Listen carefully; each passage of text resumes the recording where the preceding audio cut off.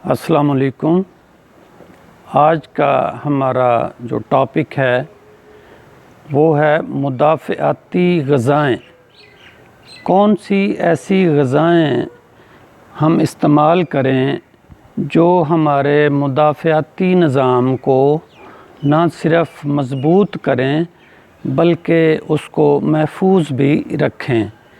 तो एक जनरल बात इस सिलसिले में ये है कि जो ग़िज़ाएँ नबी पाक सल्लल्लाहु अलैहि वसल्लम को मरग़ूब थीं, अगर उन पे रिसर्च की जाए और बेसियों रिसर्चेस हो चुकी हैं, वो सारी की सारी मुदाफ़आती निज़ाम को बेहतर करती हैं, हमें बीमारियों से ना सिर्फ़ बचाती हैं बल्कि हर किस्म की बीमारी के जो जर्म्स हैं, जो वायरसेस हैं, बैक्टीरिया, फंगस हैं, उनको भी नाकाम करती हैं, उनको भी किल करती हैं।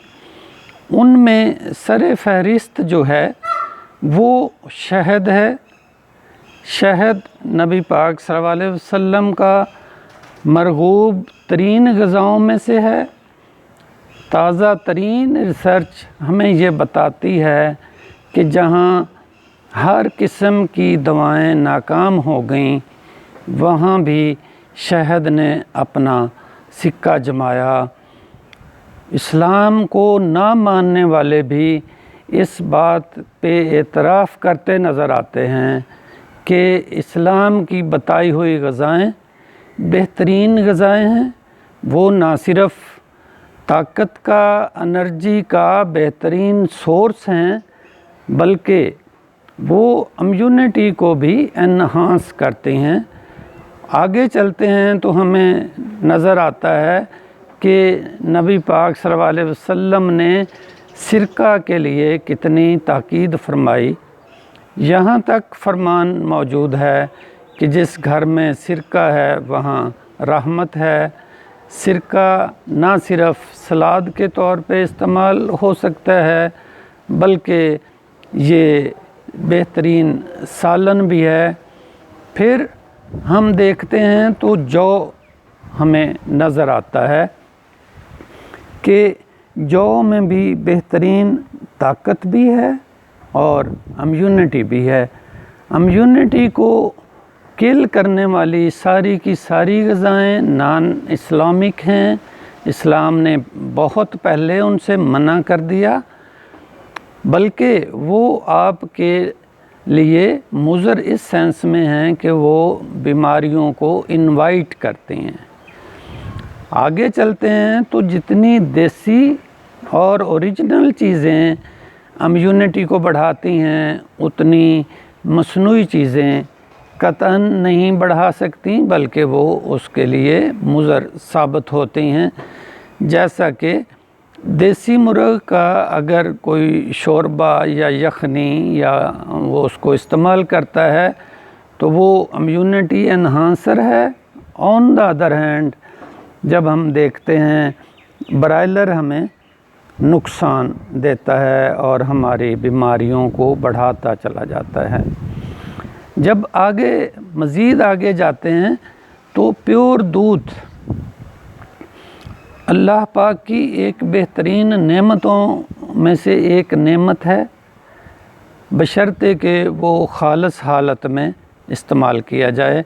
तो हम भी देखते हैं, लेटेस्ट रिकमेंडेशंस को भी देखते हैं, तो हमें दूध पीने के लिए ना सिर्फ़ ये कि ये कैल्शियम का सोर्स है बल्कि ये एक जनरल फूड के तौर पे भी इस्तेमाल किया जाता है। फलों में आया जाए, फलों पे गौर किया जाए तो जो ओरिजिनल फल हैं, जो ओरिजिनल हमें कुदरत की तरफ से दिए गए हैं, वो सारे के सारे इम्यूनिटी को, मुदाफ़अत को बढ़ाते हैं। जबकि मसनूई, हाइब्रिड और ग्राफ्टेड जो फल हैं उनमें वो बात हमें नज़र नहीं आती।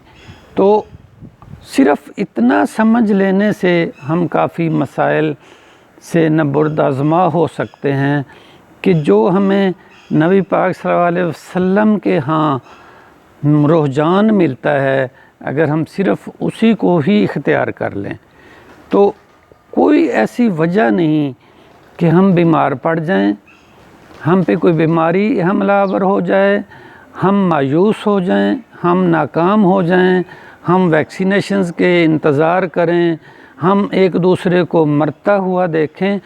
قطعاً ایسی بات نہیں ہے، قطعاً یہ ناممکن نہیں ہے کہ ہم صحت مند رہیں۔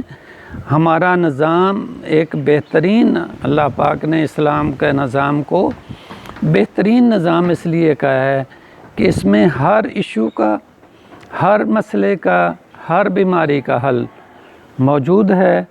میری یہ اپیل ہوگی کہ سادہ غذا کھائیں، اس کو اس کے پیور فارم میں کھائیں،